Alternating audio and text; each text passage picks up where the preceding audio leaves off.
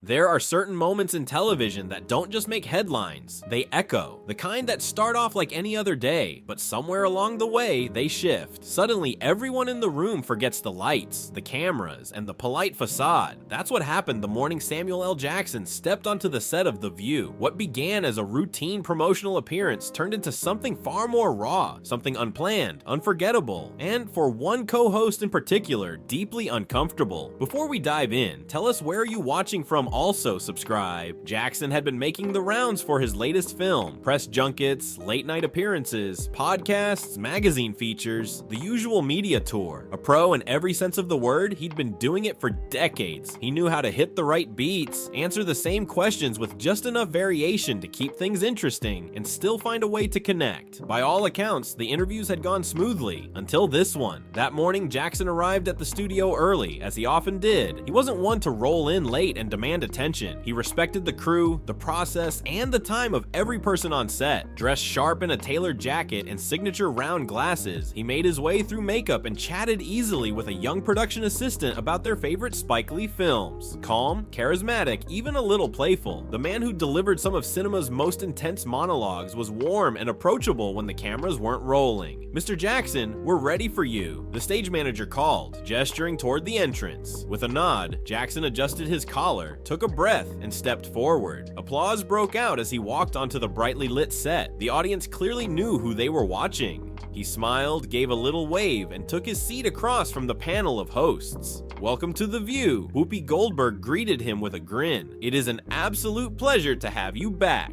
Jackson returned the smile. "Thank you. It's always good to be here." There was a natural rhythm to these things. The back and forth, the promotional setup, the lighthearted banter. He'd done it hundreds of times. So when the first few questions landed easily, about the film, about working with a new director, about staying sharp in an ever-changing industry, he answered with his trademark blend of charm and insight. But something shifted when Joy Behar leaned in. There was a pause, a breath too long, the kind that signals the moment just before a punch lands. "Samuel," Joy began, her tone less curious and more confrontational. "Don't you think it's maybe time to step back? I mean, you've had a phenomenal career, but you're what, 75 now?" The words weren't coded in curiosity. They came sharp, cold. The mood on set took a hit. It was subtle but unmistakable. A shift in energy, like a room that suddenly drops 10 degrees. Jackson didn't respond immediately. His face remained neutral, though his eyes narrowed just slightly. A few beats of silence passed before he replied. "You asking if I should retire?" he said, his voice steady. "Well,"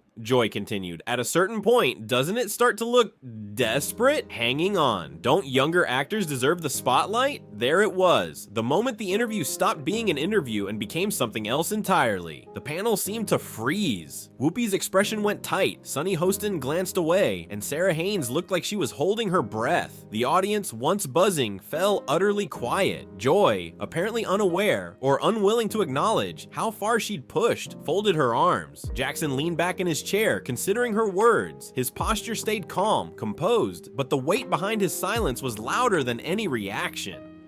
"You know," he said after a long pause, "that's an interesting way to start a conversation." Joy raised an eyebrow. "It's just honesty. At some point, maybe it's time to pass the torch." "Tell me something," Jackson said. "How long have you been sitting at that desk?" She blinked, surprised. 24 years. Why? 24 years, Jackson repeated slowly. "And how old are you now?" Joy's smile faltered just slightly. 81. There it was, spoken out loud. A mirror held up. The studio was still dead silent, a slow hush, like the air had thickened.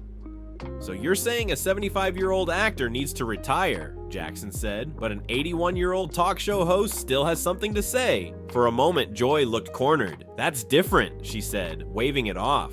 "Acting is physical. You're not doing Shakespeare anymore. You're shooting guns and chasing bad guys." Be Real Jackson's mouth curved, not into a smile, but something colder. "Be real," he echoed. "Let's be real." He leaned forward slightly, his voice still measured, but unmistakably heavier now.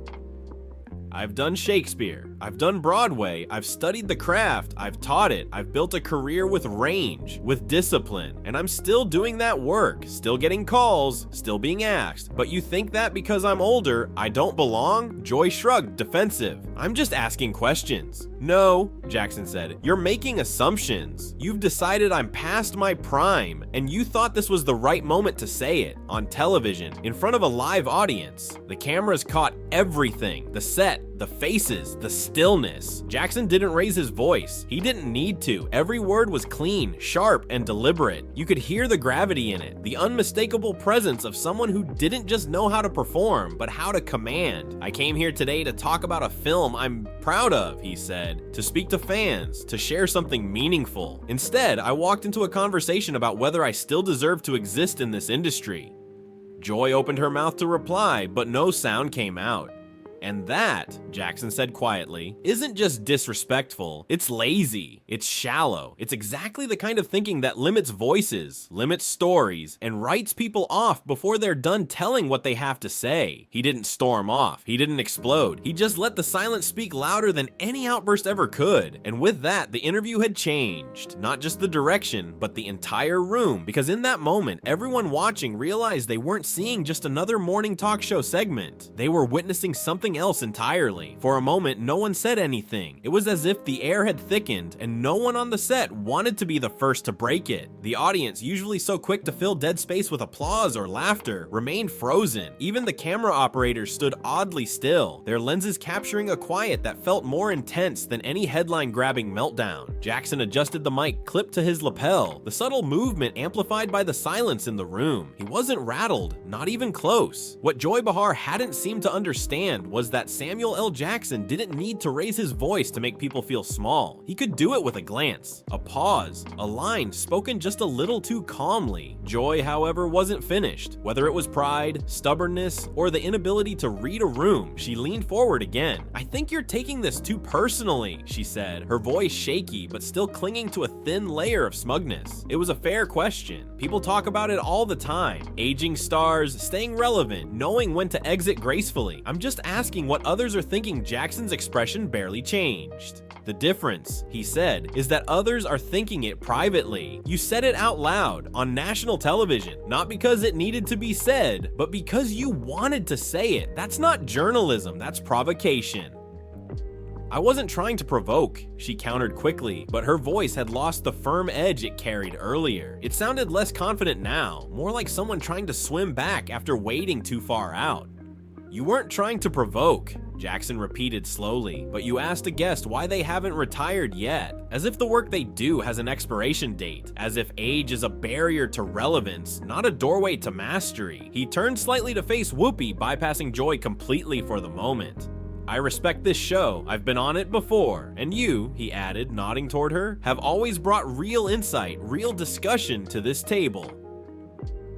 Whoopi, clearly uncomfortable, responded with a small, appreciative nod. She wasn't the target and she knew it, but she also knew what was happening couldn't be ignored. You don't host a show like The View for years without learning when a moment demands silence and when it demands action.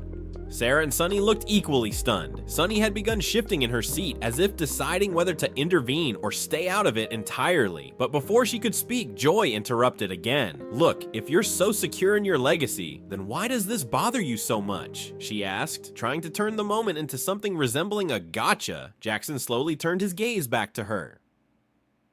Because legacy isn't something you cling to, it's something you build every day, with every project, every interaction, every moment like this, where you have a choice between being dismissive and being respectful. And right now, you're tearing at legacy like it's wallpaper. Joy shifted in her chair, her confidence draining. That's not what I meant. But it's what you said, he cut in, and intent doesn't change impact. The silence that followed wasn't like the one before. It wasn't stunned, it was weighty. The audience wasn't just shocked now, they were watching a reckoning. I've worked in this industry for over 4 decades, Jackson said, his tone quieter now, more reflective than angry. I've played every kind of role you can imagine, like villains, heroes, sidekicks, icons. I've stood in front of cameras on bad days, good days, and days I didn't think I'd get through. Not because I needed to prove anything, but because I love this work. It matters to me. He leaned forward, elbows resting gently on the table. You think people are tired of seeing my face? Then let them decide. Let the audience choose who they want to watch. That's the beauty of the industry. It's democratic at its core. You survive based on whether you can still deliver, and I'm still delivering. Joy tried to smile, but it looked more like a grimace. It was just a question, she mumbled. And I just gave you an answer, he replied. This time, it was Whoopi who stepped in. I think what Samuel's saying, correct me if I'm wrong, is that there's a way to have conversations about aging in Hollywood without undermining the people living it. There's a way to be thoughtful, respectful. You're not wrong, Jackson said, not taking his eyes off Joy. There's a difference between asking if the industry is ageist and being ageist. Finally, Sonny Hostin spoke up. You know, I've been covering entertainment and legal issues for a long time, and what always strikes me is how we often challenge women for aging in public, but rarely do we see that directed at men in such a blunt way. Today we saw the opposite, and it's just as wrong that landed. It was clear now that this wasn't just about Jackson or Joy, it had become about something bigger, a conversation about age, relevance, and the ugly ways people try to measure worth by the number of candles on a birthday cake. Jackson sat back, his body language relaxed again. He wasn't flustered. If anything, he looked resolved. You invited me here, he said, his voice calm again. You could have asked me about the film I'm promoting, about the director's vision, about the messages in the story, but you didn't. You decided that the most important question to ask a black man in his 70s who's still out working half of Hollywood was, when are you going to quit? That says more about you than it does about me. No one on the panel responded, not right away, because there wasn't anything left to say that wouldn't sound defensive or hollow. The audience, sensing the weight of what had just occurred, slowly began to applaud. It wasn't wild or performative. It was slow, steady, respectful, the kind of applause that said, we see what just happened, and we understand. Jackson nodded once in appreciation, but didn't bask in it. That wasn't why he was there. He hadn't come for applause or to deliver some viral moment. But now that it had happened, he wasn't going to pretend otherwise. As the applause faded, Joy reached for her coffee mug, her hands slightly unsteady, and for the first time in her long career, she looked unsure of what to say next. The applause died down, but the shift in the studio was permanent. You could feel it. Something about the atmosphere had changed, not just in the room, but in the energy of everyone present. The air had grown thicker with consequence, with realization. This wasn't just a morning segment anymore. It was a moment people would be replaying, quoting, dissecting long after the credits rolled. Jackson adjusted his posture, his voice no longer laced with confrontation, but with something heavier, disappointment. You know, he said calmly, there's this myth that once you've reached a certain age, you've said all you have to say, that you've peaked, that whatever comes after is just a long, slow coast into irrelevance. But that myth is a lie. The truth is, every year I grow older, I grow sharper. I have more to give, more stories to tell, more perspective. Joy didn't answer. Not because she didn't have anything to say, but because she knew finally that speaking again might only make things worse. Her usual wit and sarcasm, her default defense mechanisms had abandoned her. I'm not angry, Jackson continued. What I really am, is tired. Tired of being reduced to a number. Tired of this unspoken assumption that worth and youth are the same thing. That once you've reached a certain point, you're supposed to fade quietly into the background. And God help you if you don't go quietly. Sonny nodded slowly, clearly moved by his words, and added, we spend so much time applauding people for surviving this industry, yet we question them for staying in it too long. That's backwards. Jackson glanced toward her, offering a brief appreciative nod, then turned back to Joy. You talked about letting younger actors shine. I've mentored dozens. I've produced films to give newcomers a platform. I've funded scholarships at performing arts schools. I'm not standing in anyone's way, but I won't apologize for still being here, still doing the work, still doing it well. A ripple of soft applause came again from the audience, but no one on the panel encouraged it. There was too much gravity in the room now. Even Joy, who had leaned on audience reaction like a crutch for years, didn't try to salvage it with a quip. Jackson leaned back, his eyes scanning the panel one by one. Let me ask you something, Joy. If I was here to talk about a humanitarian cause, or if I were being honored with a Lifetime Achievement Award, would my age suddenly be a badge of honor? Would you be celebrating my endurance, my longevity, my experience? She hesitated, then gave the smallest shrug, unsure of how to answer.